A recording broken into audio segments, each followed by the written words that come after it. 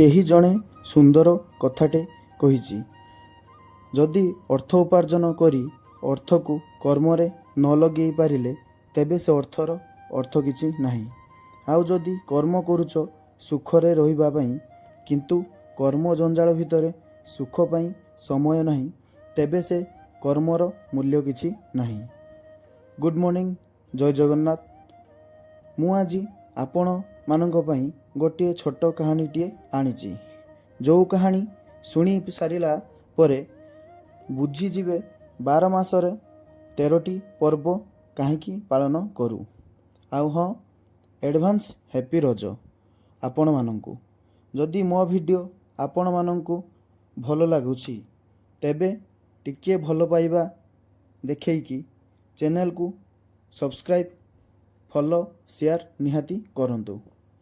କାରଣ ଆପଣମାନଙ୍କର ଗୋଟେ ସେୟାର ମୋ ମନରେ ମୋଟିଭେସନ୍ ଆଣିପାରେ। ଚାଲନ୍ତୁ ଡେରି ନକରି ଷ୍ଟୋରି ଆଡ଼କୁ ଯିବା। ନିତିନ ଗୋଟେ ଛୋଟ ପିଲାଟେ। ବାପା ମାଆଙ୍କ ସହ ସହରରେ ରୁହେ ଆଉ 5 କ୍ଲାସରେ ପାଠ ପଢ଼େ। କିନ୍ତୁ ସେ ପ୍ରତ୍ୟେକ ବର୍ଷ ଛୁଟିରେ ଗାଁକୁ ବୁଲିବାକୁ ଯାଏ ବାପା ମାଆଙ୍କ ସହ।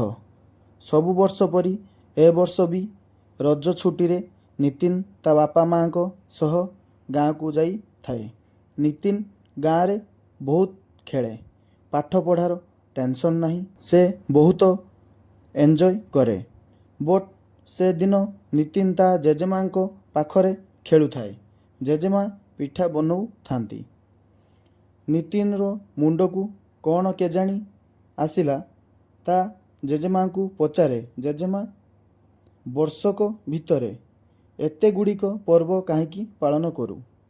ଏହା ଶୁଣି ସାରିଲା ପରେ ଜେଜେମା ନିତିନକୁ ଚାହିଁ ଟିକେ ହସିଦେଲେ ଆଉ ନିତିନକୁ ନେଇ ତାଙ୍କ କୋଳରେ ବସାଇଲେ ଆଉ କହିଲେ, ନାତିଆରେ ଶୁଣ, ଏବେ ସିନା ତମେମାନେ ସବୁ ସହରରେ ରହୁଛ, ତୋ ବାପା ଅଫିସରେ ଚାକିରି କରୁଛି, ତୁ ସ୍କୁଲରେ ପାଠ ପଢ଼ୁଛୁ, ତୁମେମାନେ ସପ୍ତାହକୁ ଗୋଟିଏ ଦିନ ଛୁଟି ପାଉଛ।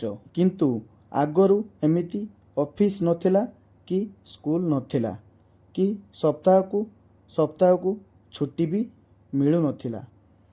ଆଗକାଳରୁ ଲୋକମାନେ ସବୁ ମାସ ସାରା ପରିଶ୍ରମ କରୁଥିଲେ ଆଉ ମାସକ ସାରା ପରିଶ୍ରମରୁ ଟିକିଏ ସୁଖ ପାଇବା ପାଇଁ, ମାନେ ତୋ ଭାଷାରେ ଛୁଟି ପାଇବା ପାଇଁ ସେମାନେ ମାସକୁ ମାସ ପର୍ବ ପାଳନ କରନ୍ତି।